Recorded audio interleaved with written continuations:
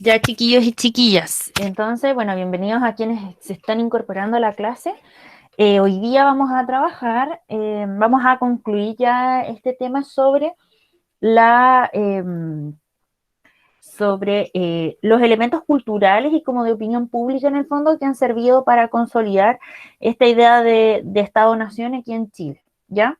En nuestra clase ya 21 y con esto vamos a dejar un poco en pausa lo que va a ser el tema de la República y todo esto. Vamos a dejar en pausa Chile y ya desde la próxima clase nos vamos de lleno a lo que es industrialización, progreso indefinido, industrialización, retornamos a Europa eh, para después ver cómo eso va a afectar a Chile. Ya eso va a ser la próxima unidad. Esto ya es lo último que nos queda. Eh, bueno, nosotros en la clase anterior dijimos que la construcción de este Estado-Nación en Chile estaba apoyado como desde tres grandes pilares, o cuatro, perdón, grandes pilares. Por una parte, en el aspecto político, que es lo que había servido para establecer el Estado-Nación en Chile. Por una parte, bueno, la Constitución del 33. No voy a entrar en detalle porque esto ya lo expliqué en la clase anterior, en la del martes pasado. Eh, Sin embargo, lo voy a ir mencionando. Si de todas maneras tienen alguna duda, recuerden que pueden activar su micrófono o bien escribirme por WhatsApp, o sea, por WhatsApp, por el chat, por WhatsApp, ¿no? Que eso, ¿ya? Bueno, entonces tenemos la Constitución de 1833 como un elemento fundamental que articula eh, todo lo que es la gestión política en esta época, la instauración de la República Conservadora, que de alguna manera le da también una estabilidad y continuidad al trabajo político, y finalmente el pensamiento portaliano, que es como las bases de los dos anteriores. En lo económico vamos a ver el desarrollo de la minería, la extracción de plata, más adelante de salitre, y el desarrollo también de la agricultura en la hacienda, ya que eso también lo abordamos en detalle en una clase. Y en lo internacional, que fue la temática con la cual trabajamos la clase del martes pasado, por una parte está lo que es esta doctrina Monroe, que sirve en el fondo para, de acuerdo como a los temores de Diego Portales, en el fondo era tomar una posición distante y como con cierta sospecha a los intereses que tenía Estados Unidos. Y por otra parte, la guerra contra la Confederación Perú-Boliviana, que lo que permite es aunar este sentimiento como de orgullo frente a la nación.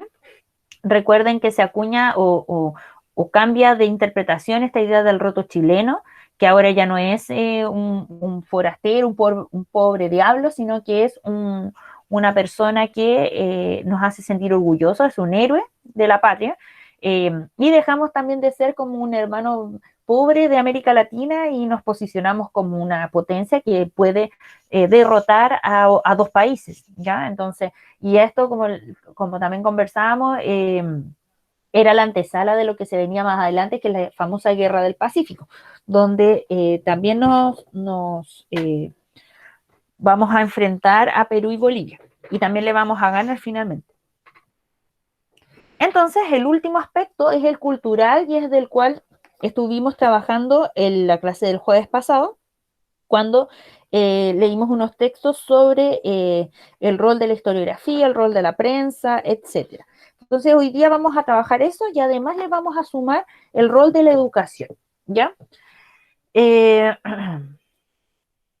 ya, entonces, la pregunta que va a guiar esta clase es como de qué manera la cultura consolidó la idea de república en Chile. Aquí en la imagen vemos a la Universidad de Chile, la casa central de la Universidad de Chile, que queda en la Universidad de Chile, en el metro. Detrásito está el Instituto Nacional, un colegio bastante que nos llamó bastante la atención el año pasado. Ya.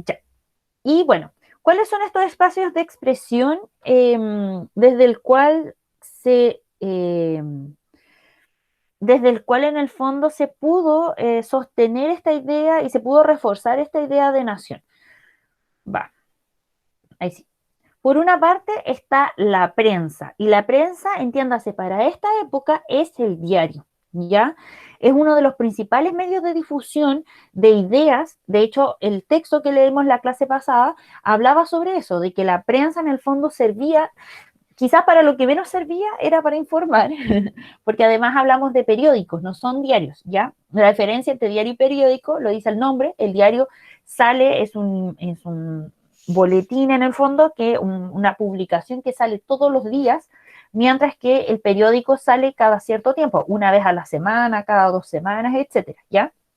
En esta época tenemos periódicos que eh, quizás más allá de informar lo que está pasando día a día, de lo que se dedica es de exponer las diferentes visiones políticas que hay en la época y de contraponerlas, en el fondo de llevar adelante esta idea de la libertad de expresión y de la libertad de conciencia, ya donde no hay nadie en el fondo que te controle o que domine tu forma de pensar, donde principalmente la prensa sirvió para que tanto conservadores como liberales pudieran exponer sus cartas, exponer todos sus puntos de vista sobre lo que estaba aconteciendo en Chile. ¿Ya? ¿Qué más importante? Bueno, decir que uno de los diarios quizás más importantes, que está acá, lo tengo en la imagen, ay, se me borró el título. Bueno, es El Amigo del Pueblo, así se llamaba, es de 1850, eh, que recogía más que nada las ideas como de los liberales. También tenemos, bueno, revistas como de opinión, también obviamente del tema como de la vertiente conservadora. Y también en esta época empiezan como muy fuertemente a darse diarios que usen la caricatura y el humor para reírse de las diferentes tendencias políticas. Esto va a ser súper, súper común durante prácticamente todo el siglo XX chileno, ¿ya? De usar el humor para reírse de la política y para además no solo reírse, sino criticarla, ¿ya? Uno de los más conocidos, Topace, que quizás a ver si más adelante les pongo alguna caricatura para que puedan como entender cómo se va dando la crítica, y hay hartos libros hoy día que se han dedicado a recopilar esa línea como chilena, muy, muy latinoamericana también, de usar el humor para criticar y reírse de la política, ¿ya? Entonces eso, la prensa principalmente va a tener este rol de poder evidenciar las diferentes posiciones políticas. Ahora, ojo, solamente va a ser como en este momento, para los liberales y conservadores. Algo súper importante es que no todas las personas en esta época van a saber leer y escribir. Por lo tanto, mucha población va a quedar fuera de estos debates, mucha población no va a saber en qué está como la discusión política. Y por eso de lo que se viene más adelante de la clase, va a ser tan importante la lucha por la educación, ¿ya? Eh, Eso. Bueno, y la prensa, como bien les decía, primero como que representa estos dos grandes grupos políticos, pero ya para mediados y fines del siglo XIX, chiquillos, va a haber un sinfín de periódicos dando vueltas. Muchos de ellos van a representar a grupos más pequeños todo grupo en el fondo político, perdón, todo grupo político va a tener intenciones de sacar su diario. ¿Por qué? Porque esa va a ser la forma de hacerse visible.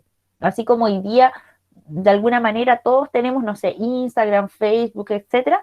Bueno, en esa época va a ser el diario la forma de mostrarse al mundo, ¿ya? Eh, Eso, y van a haber muchos, muchos, muchos diarios.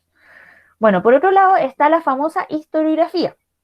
¿Qué es la historiografía? Es la producción, es la investigación histórica, ¿ya? Eso es la historiografía, pero a través de un método científico. ¿A qué me refiero con eso?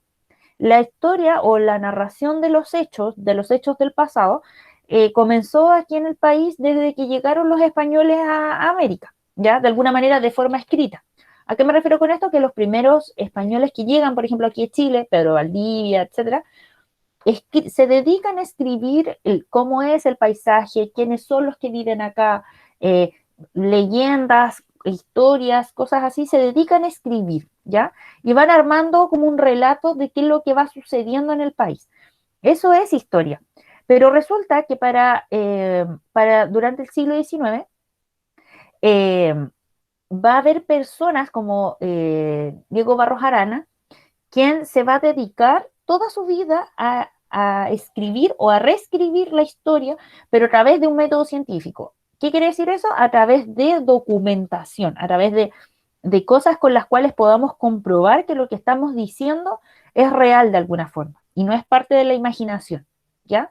Entonces, Diego Barros Arana va a ser uno de los más importantes historiadores de la época y que va a dedicarse a escribir historia, pero en función a entender que esto es lo mejor que podemos tener, que es la República, que lo que estamos hoy día viviendo como la conformación del Estado-Nación es lo mejor y porque hemos pasado como por tanto sufrimiento, por tanta barbarie, que hoy día estamos frente a una idea casi de civilización, como de un superhombre, ¿ya? A eso se van a dedicar.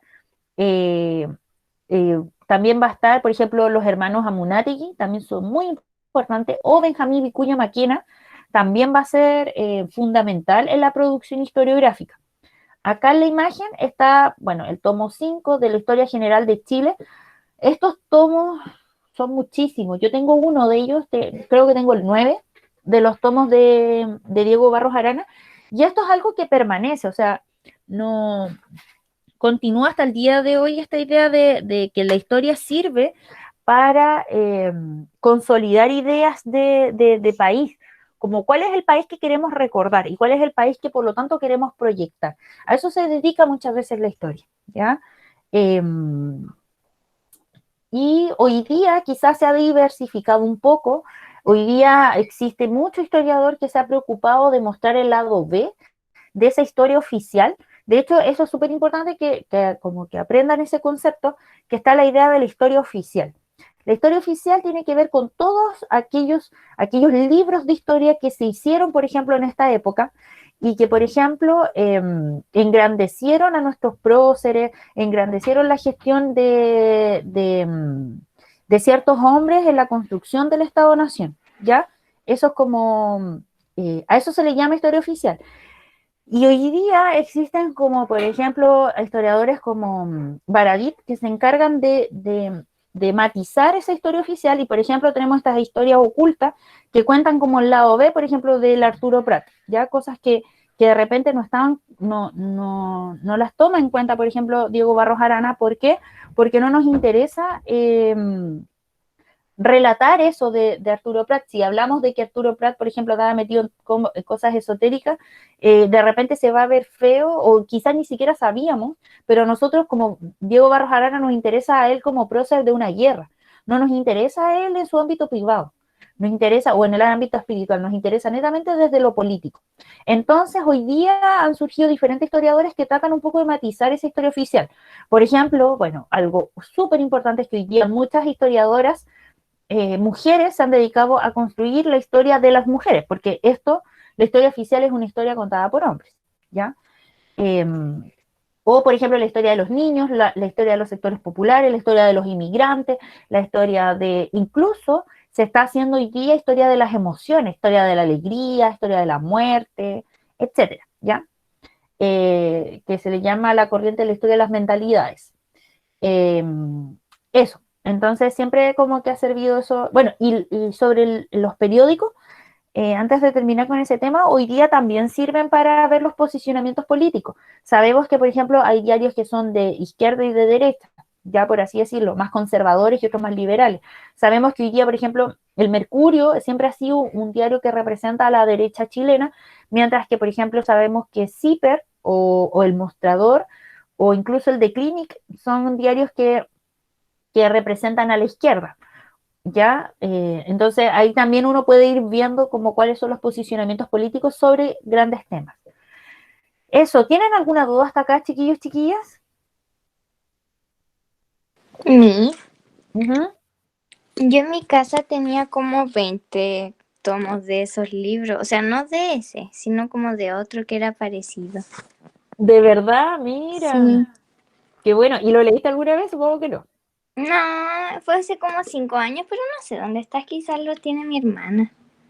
Ah, ya bueno. Estos son fundamentales porque en el fondo son los que nos marcan, son los que nos hacen, de alguna forma, son los que constituyeron nuestra historia. Sí, finalmente ese tipo de libros son los que, con los cuales hoy día nos basamos para hablar de historia, o sea, son nuestra columna vertebral.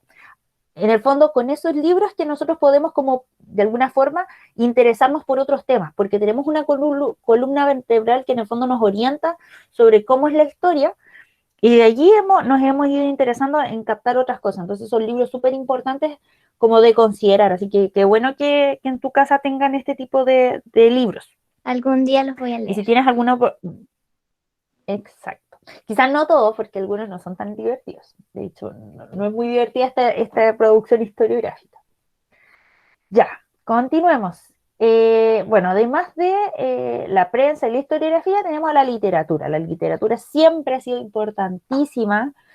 Eh, Porque quizás si la historiografía, por ejemplo, se dedicaba a hablar de los grandes personajes, de la política en Chile, de la economía, ¿quién se preocupaba, por ejemplo, de hablar de los niños? ¿Quién se preocupaba de hablar de las mujeres? ¿Quién se preocupaba de hablar del amor, por ejemplo? ¿Cómo se amaba en el siglo XIX? Bueno, la literatura, ¿ya?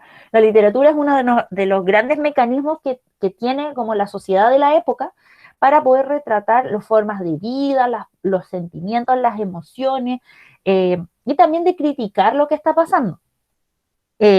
Vamos a tener la famosa generación del 42, que va a estar compuesta por Francisco Bilbao, por Manuel Antonio Mata, Aníbal Pinto, Salvador Sanfuente. Yo creo que hace un tiempo ustedes dijeron, parece, así como, los nombres de las calles como que son personas, pues sí. Los nombres de las calles del centro de Santiago son personas súper importantes para esta época.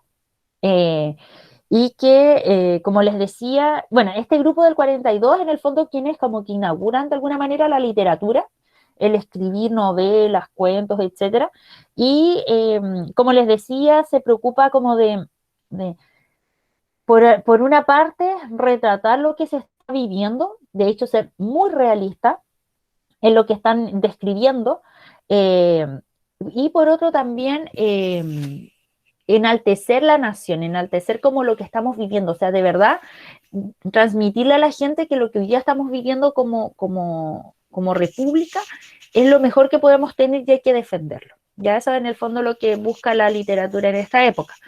Eh, Hoy día yo creo que sigue siendo la literatura como el espacio de lo diferente, como de retratar aquellas cosas, de retratar, por ejemplo, muchos problemas como muy existenciales, y problemas como súper universales, y en el fondo a veces hasta se adelantan a lo que puede venir. Eh, y siempre, ojalá nunca ustedes pierdan el hábito de siempre estar leyendo, independiente que estudien lo que estudien y se dediquen en el futuro a lo que se dediquen, nunca pierdan como el interés por la literatura, porque de alguna manera es así como ustedes también van a poder conocer el lado B de su país, el lado B también de la humanidad, y eso te lo proporciona la literatura. Y hoy día, qué mejor que aprovechar también el encierro para salir de ese encierro a través de la imaginación y de lo que es la literatura, ¿ya? Eso. Y finalmente está la movilización política. ¿Y qué quiere decir esto? Que sabemos que en el poder, en esta época, están los conservadores, los famosos pelucones. Sin embargo, existe una oposición que son los liberales, ¿ya? Y ellos, ¿de qué manera se van a reunir y van a en el fondo, cómo los vamos a reconocer como grupo? Y en esta época se va a dar muchos círculos como de intelectuales. Se van a juntar en bares, se van a juntar, sí, principalmente en bares, a conversar sobre política, ¿ya? Por ejemplo, está la Sociedad Literaria, que la fundó José Victorino Lastarria en 1842. Si no me equivoco, José Victorino Lastarria fue abogado, y él reúne a una serie de jóvenes e intelectuales que están como un poco chatos de lo que estaba pasando con los conservadores. Se juntan a discutir de política, ellos además son personas que, obviamente con dinero, que han podido además viajar a Europa. Entonces se dedican a comentar lo que está pasando en Europa, lo que vieron, lo que aprendieron, y cómo eso lo contrastamos con la realidad chilena, ¿ya? Algo muy importante es que, por ejemplo, en 1850 se crea la Sociedad de la Igualdad, donde se van a reunir, por ejemplo, profesionales, artesanos y trabajadores como de los sectores populares. Y ellos, a diferencia quizás de los liberales, van a decir, oye, aquí hay gente que son los liberales y los conservadores que hablan de temas que no le pegan a la gente común y corriente. Entonces se van a sentar a discutir, a reflexionar sobre qué está pasando y a tomar medidas concretas de cómo podemos solucionar esto. Y es a propósito de estos círculos que van a nacer escritores que se van a dedicar a hacer un tipo de literatura diferente, van a nacer diarios, un diario que represente, por ejemplo, a esta sociedad de la igualdad, van a también salir historiadores y así una serie de abogados, políticos que van a poder impactar como en la esfera política del país. ¿Ya? Esta movilización política siempre va a existir. Hoy día quizá es más difícil como de evidenciarla porque existe como las redes sociales a través de los cuales uno eh, puede ir viendo en el fondo, quizás no es necesario como juntarse propiamente como para compartir ideas, pero ya, por ejemplo, un club de lectura, un club de apreciación del cine, habla sobre este tipo de cosas. Y ojalá ustedes en el futuro tengan también la motivación de juntarse con sus amigos, compañeros de colegio, quien sea, o de universidad, a discutir sobre, a pensar nuevos mundos. Eso es muy interesante siempre de hacer. Por eso les digo que es súper importante que no pierdan el gusto por la literatura, porque la literatura va, o el cine también, proporcionan ideas muy novedosas sobre cómo observar la realidad. ¿Tienen alguna duda hasta acá, chiquillos, chiquillas?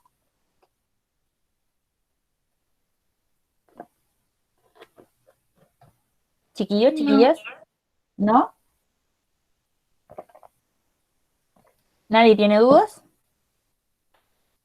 ¿Hay más gente presente? Sí, yo no tengo Ninguna dudas, duda. profe. Yo No tengo Ya, dudas. tampoco. No tengo dudas. muy bien. Entonces, continuando con la clase. Bueno, aquí hay este es Victorino Lastarrias.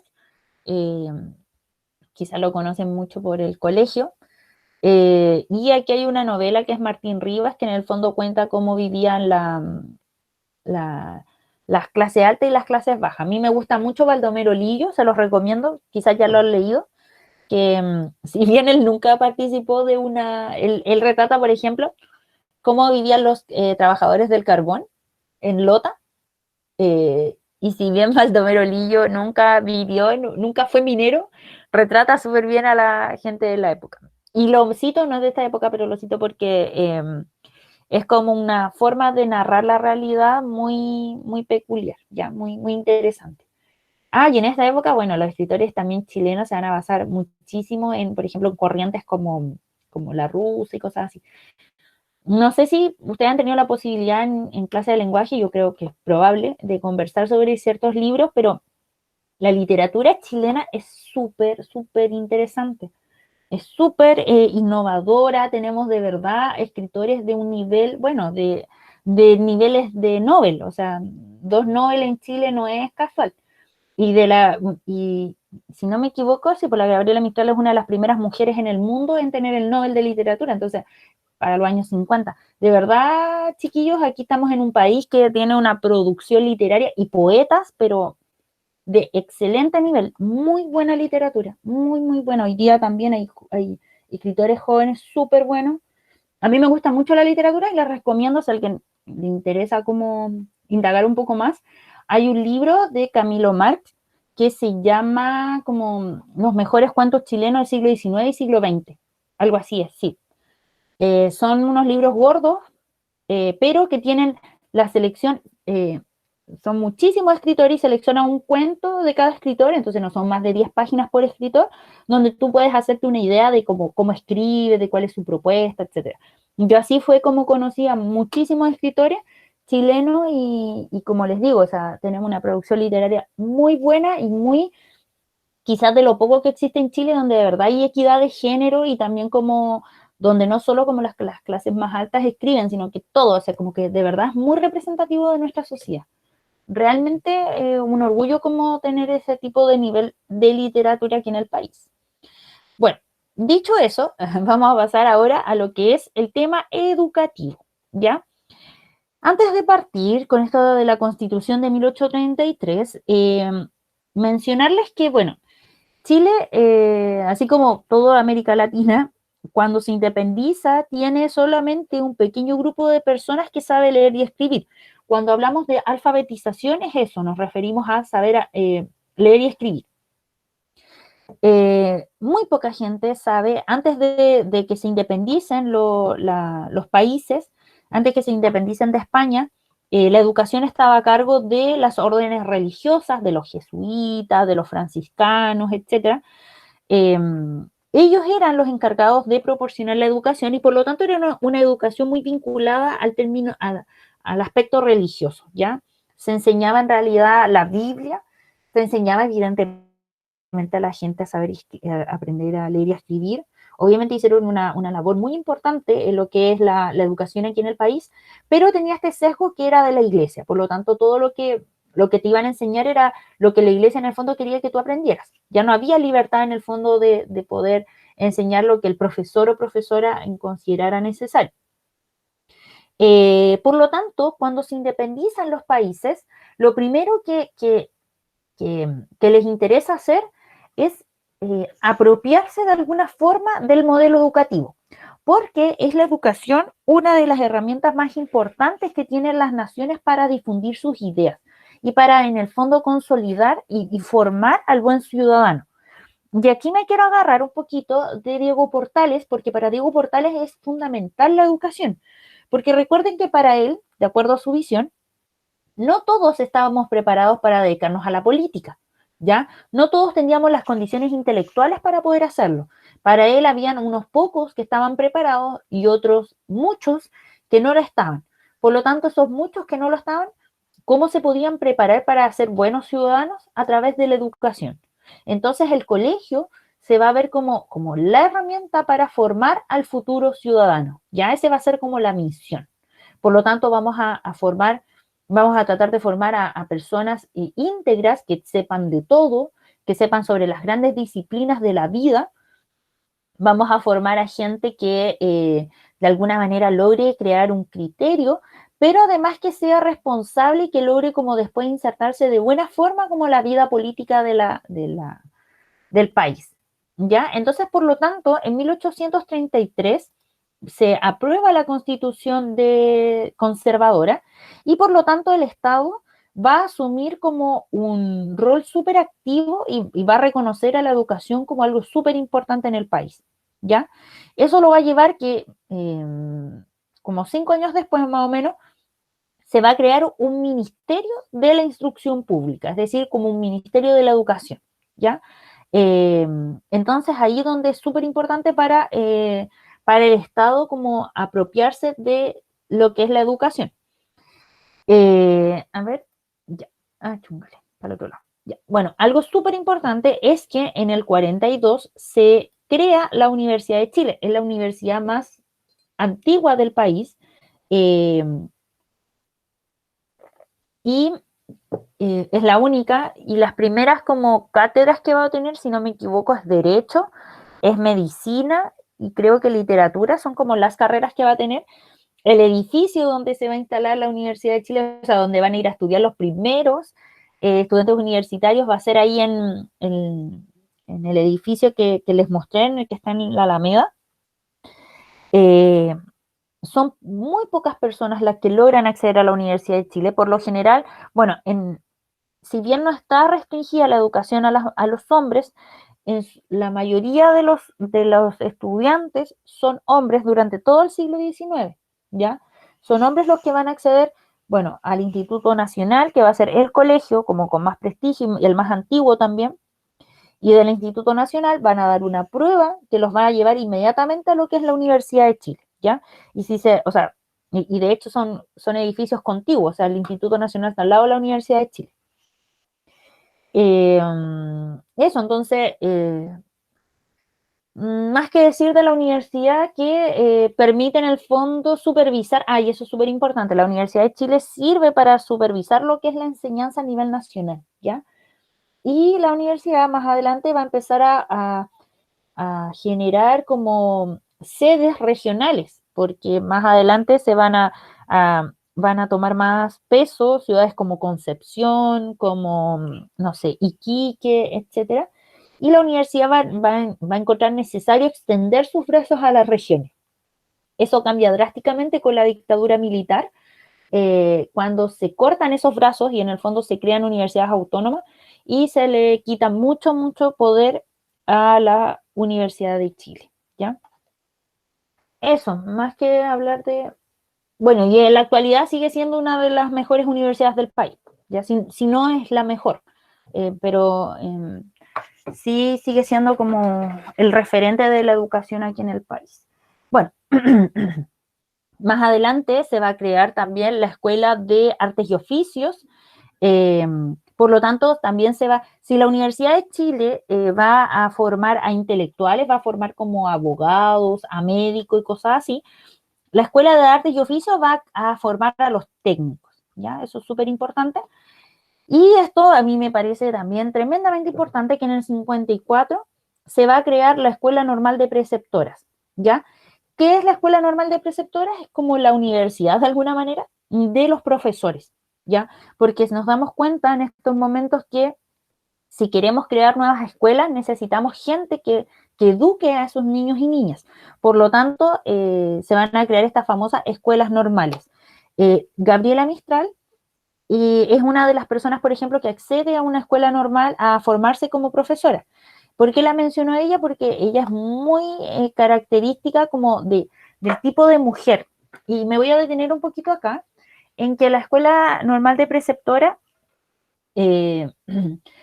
va a permitir que las mujeres accedan al mundo laboral, ¿ya? Accedan al mundo laboral como profesionales. Bueno, en su mayoría quienes se van a formar son mujeres, entonces ¿cómo era la situación?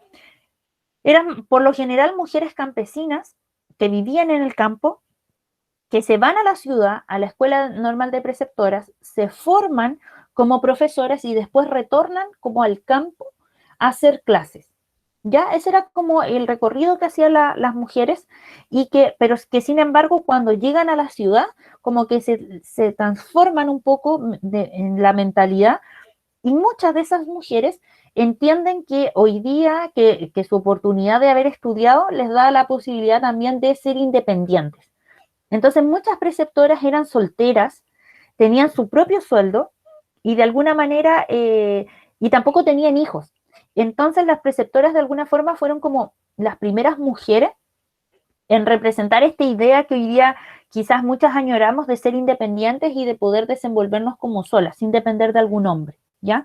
Eso como que es súper importante, súper valioso, como la idea, bueno, piensen en Gabriela Mistral, ella es una mujer soltera, nunca tuvo hijos biológicos, sino que adoptó.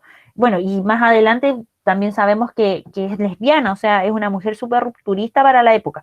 Y así fueron muchas de las mujeres preceptoras, ¿ya? Y ellas van a constituir después en el siglo XX, y por eso como que me detengo harto en esta figura, porque en el siglo XX, a principios del siglo XX, ellas van a ser las que van a proponer una educación no sexista, que es una de las demandas que hoy día tenemos, que hoy día estamos reclamando. Bueno, a principios del siglo XX las preceptoras fueron quienes se dieron cuenta que era necesario una educación que no fuese solo para hombres, sino que fuese y que no tuviese asociada al sexo, sino que al género, y como género humano, más que división de hombres y mujeres. Entonces, como súper importante este hito para como el devenir del país, el devenir como educacional del país. Y finalmente, esto también es súper relevante, en 1860 se crea la Ley de Instrucción Primaria Obligatoria. ¿Y qué quiere decir eso? Que el Estado debe asumir la obligatoriedad de garantizar la enseñanza primaria gratuita. La enseñanza primaria estamos hablando de como la enseñanza básica, ¿ya? Entonces el Estado, a través de esta ley, se obliga a sí mismo a asegurarle a todos los niños el acceso gratuito a la educación. Esto es súper relevante, porque esto solo va a cambiar en los años 80 aquí en Chile con la dictadura militar. Ya este carácter de que el Estado se hace cargo de la educación va a cambiar en los años 80, o sea, a fines del siglo XX. ¿Y por qué el Estado asume esta responsabilidad? Porque se dan cuenta, la realidad de Chile era la siguiente. La gente, las familias tenían, no sé, 12 hijos, 15 hijos, eran familias muy numerosas, donde los hijos eran, donde necesitábamos a los hijos trabajando, necesitábamos que los hijos se dedicaran a trabajar y alimentar y ayudar a alimentar a sus otros hermanos, porque de lo contrario nos moríamos de hambre. Entonces, era mucho más valioso el tiempo de los hijos en el trabajo que en el colegio, porque en el colegio, ¿qué iban a hacer? Iban a aprender de literatura, iban a aprender de historia, iban a aprender de la matemática, ya, pero ¿y eso para qué me sirve si yo lo necesito en el campo? ¿Como de qué servía lo que aprendían en el colegio si no lo podían aplicar en el campo? O no lo podían aplicar en las labores, en los trabajos donde los necesitábamos. Entonces muchas familias decían, no, es que yo necesito que mi hijo trabaje. Y los mandaban a trabajar. Entonces, por eso el Estado dice, chuta, tenemos un montón de gente que está haciendo otras cosas, que no se está educando y por lo tanto que no se va a formar como un buen ciudadano. Entonces, de allí que viene como esta idea y cuando el Estado toma el rol de hacerse cargo de la educación, también toma el rol de crear colegios, de formar profesores, de entregarle a los chicos y chicas como todas las condiciones para que puedan estudiar. ¿Cómo es bueno, a partir del censo, de los censos podemos también saber cómo fue aumentando en el fondo la llegada o el acceso a la educación. Para 1854 hay 677 escuelas, 25.000 estudiantes y donde la gente que debería haber ido al colegio eran la gente que estaba en edad para ir al colegio eran 270.000 personas, pero de esas solo 25.000 iban al colegio. Ya por lo general no eran los campesinos, sino que eran hijos como de la oligarquía, de los más ricos. En el 65 aumenta la cantidad de gente que debería haber ido al colegio, que eran 376.000 personas, deberían estar en el colegio, 376.000 niños, pero solo 51.000 estudiantes, o sea, niños, iban a la escuela efectivamente. En el 75, 10 años después, el número de niños que deberían estar en la escuela aumenta a 405.000 estudiantes, pero solo 89.000 estudiantes iban al colegio, ¿ya? Si se fijan, todo va en aumento, aumenta en las escuelas, aumenta evidentemente la cantidad de estudiantes, pero también aumenta la cantidad de gente que debería ir al colegio y no lo está haciendo. Por eso se hizo relevante aprobar la Ley de Instrucción Primaria Obligatoria. Ya para fines del siglo XIX, tenemos que hay una población, mira, aquí se dispara, hay 606.000 niños que deberían ir al colegio, pero solo 97.000 lo hacen de manera efectiva, ¿ya? Y ya fines del siglo XIX, para 1895, esto aumenta a 657.000 estudiantes o niños que deberían ir al colegio, pero que solo 139.000 lo hacen. Esto es más o menos como una proporción, como que el 10% de los niños más o menos que existían en Chile iban realmente al colegio. El otro 90% se quedaba trabajando, ¿ya?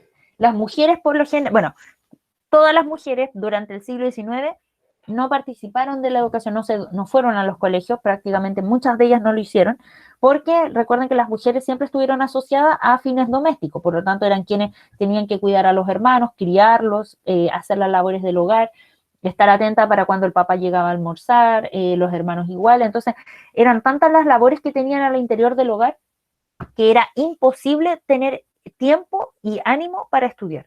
Hoy día ustedes son unos privilegiados de tener el tiempo para poder dedicarse solamente al colegio, ¿ya?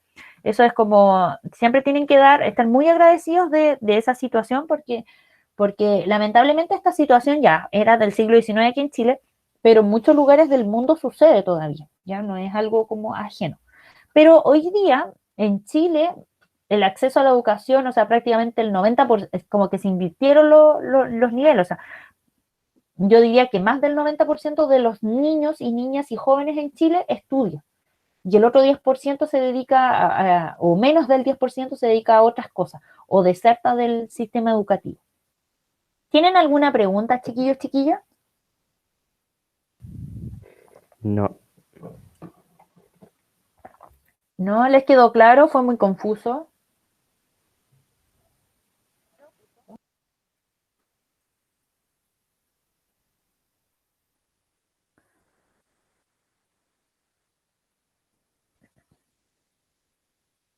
Chiquillos, chiquillas. Me pueden escribir por el chat, no tengo problema, pero necesito que al menos me digan que si escucharon la clase, entendieron o no.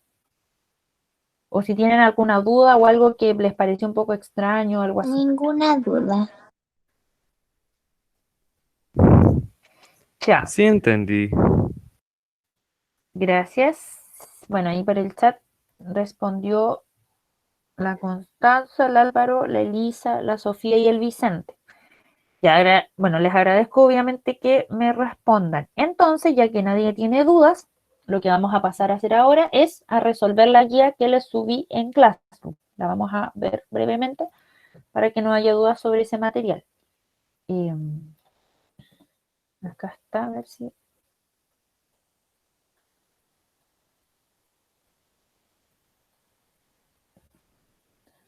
Y ahí le estoy... Aquí le estoy proyectando la pantalla. Se tienen que ir acá donde dice... Ah, no, acá, perdón. Sí, acá. Donde dice el rol de la cultura. Ahí se van a encontrar con la guía.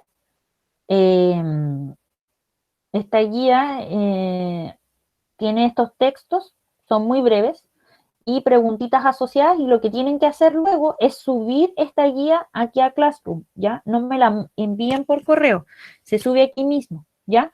Y vamos a dar hasta la 1:10 para responder esta guía y subirla a Classroom, ¿ya? ¿Tienen